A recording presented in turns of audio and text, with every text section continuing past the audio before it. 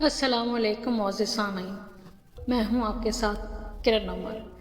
پیش خدمت ہے مختصر افسانہ انسان نما۔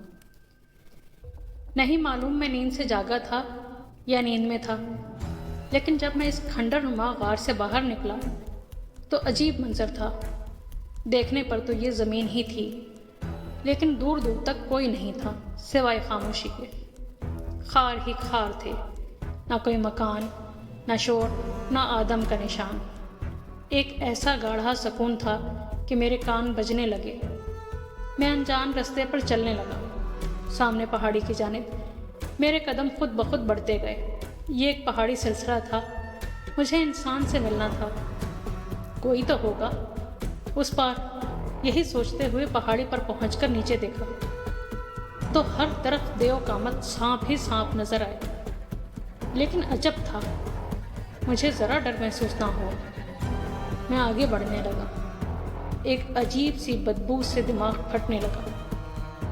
ایک درخت کی اوٹ سے میں سارا منظر دیکھ رہا تھا۔ غور کیا تو صرف دھڑ سانپتے تھے، چہرے انسان نما ہی تھے لیکن انسان نہیں۔ سامنے ایک چبوتر پر چند کتوں کو دیکھا، ان کے اشاروں سے معلوم پڑا وہ اس بستی کے نگراں تھے۔ وہ انسان نما سانپ مفلسی کے چیتھڑے ان کتوں کے آگے پھینک رہے تھے اور تعظیم میں جھکے جا رہے تھے۔ اتنے میں آسمان سے خون برسنے لگا تو مجھے یقین ہوا یہ زمین نہیں ہے۔